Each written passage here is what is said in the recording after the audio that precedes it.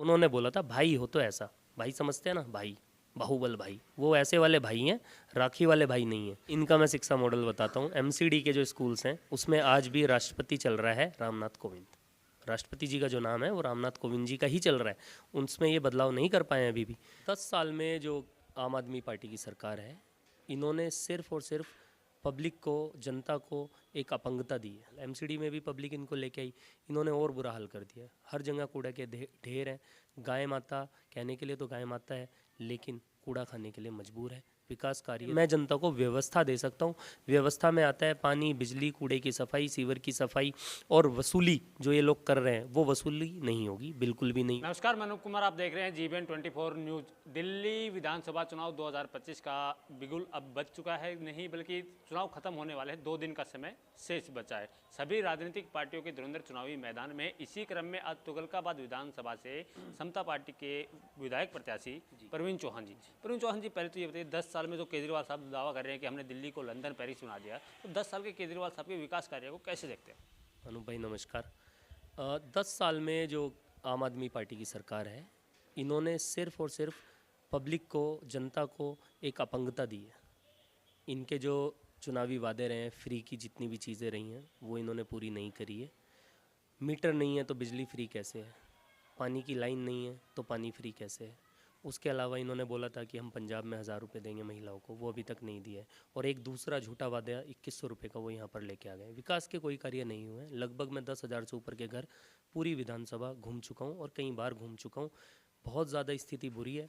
कूड़े के जगह जगह ढेर है। पहले बोलते थे कि दिल्ली में मुख्यमंत्री केजरीवाल और हमें निगम पार्षद में भी ले आओ, एमसीडी में भी ले आओ केजरीवाल। एमसीडी में भी पब्लिक इनको लेके आई, इन्होंने और बुरा हाल कर दिया। हर जगह कूड़ा के ढेर हैं।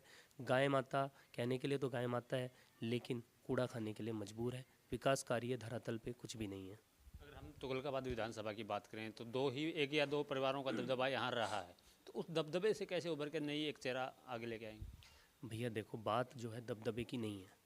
बात क्या है, तुगलकाबाद विधानसभा में लगभग 2,04,000 समथिंग वोट है। ठीक है, मेरे पूरी विधानसभा में पलादपुर में 32,000 की वोटिंग है। ये लोग यहाँ से जीत के जाते हैं और उसके बाद पूरी विधानसभा में ये ढूंढते नहीं मिलते। 10 साल आम आदमी पार्टी के विधायक रहे हैं। आप किसी भी व्यक्ति से पूछ लीजिए, अगर उनके क्षेत्र में वो 10 बार भी आए हैं तो दबदबा नहीं है। सबसे दिल्ली विधानसभा बनी है, लेकिन मैं बता रहा हूँ, सबसे पहले निर्दलीय शीशपाल जी यहाँ पे जीते थे उगते हुए सूरज से 2 बार। उसके बाद से भाजपा का राज रहा, उसके बाद आम आदमी पार्टी आई है। लगभग एक ही परिवार है और लगभग एक ही गांव है, अगर सईराम पहलवान जी को छोड़ दिया जाए तो। बात दबदबे की नहीं है, जड़ें थोड़ी उनकी गहरी हो गई हैं और उसको हटाने में थोड़ा वक्त लग सकता है। लेकिन जहाँ तक मैंने जनता का मन पढ़ा है, इस बार उनकी जड़ें हट जाएंगी और यहाँ से विधायक प्रवीण चौहान ही बनेगा। सभी पार्टियां फ्री की स्कीम लेके आई हैं। केजरीवाल साहब 2100 देने की बात करें तो वहीं भारतीय जनता पार्टी 2500 देने की बात करें, तो इस फ्री की स्कीम को समता पार्टी कैसे अलग लेके आई? देखो, मैं जनता से अनुरोध करना चाहता हूँ कि फ्री के चक्कर में ना पड़े। आपको कमाना पड़ेगा और खाना पड़ेगा। मैं चाहता हूँ आपके जो पढ़े लिखे युवा बेरोजगार हैं उनको रोज़गार मिले मेरी विधानसभा में। जो बच्चे हैं वो अच्छे से शिक्षा हासिल कर सकें, अच्छे से खेल कूद सकें, अच्छे से उनके लिए पार्क बनाए जाएं। तो फ्री की जो सेवाएं हैं वो सिर्फ एक फ्री का क्या बोलते हैं उसको,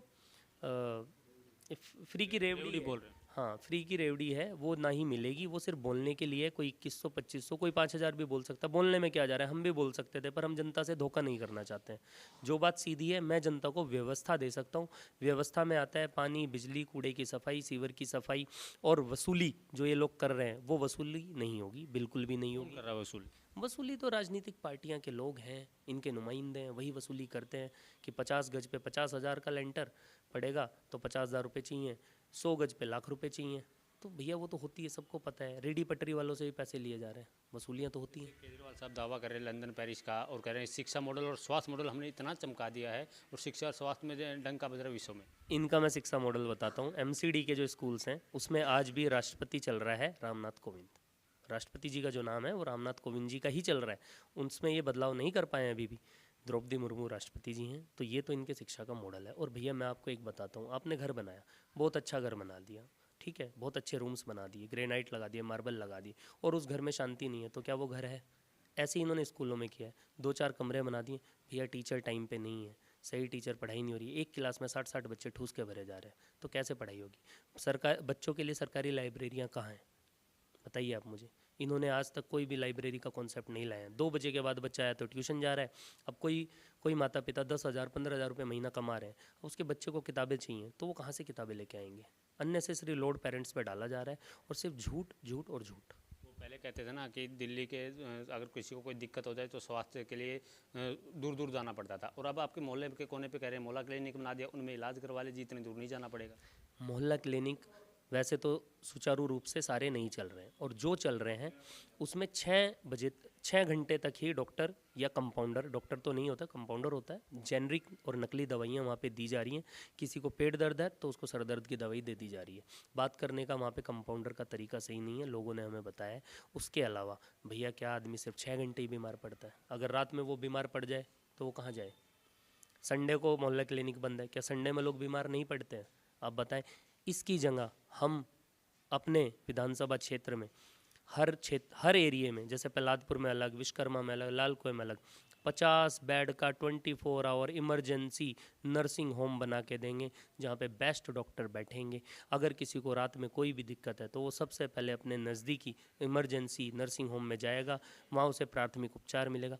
उसके बाद अपनी क्षमता के हिसाब से अगर सरकारी अस्पताल में व्यक्ति जाना चाहता है तो वहाँ जाएगा, और जो प्राइवेट में जाना चाहता है वो प्राइवेट में जाएगा। हम पूरी दिल्ली में घूमते हैं तो एक बोर्ड पोस्टर बहुत ज़्यादा वायरल हुआ। आपने प्रहलादपुर में घूमा तो वहाँ भी देखा होगा कि बेटा हो तो केजरीवाल जैसा।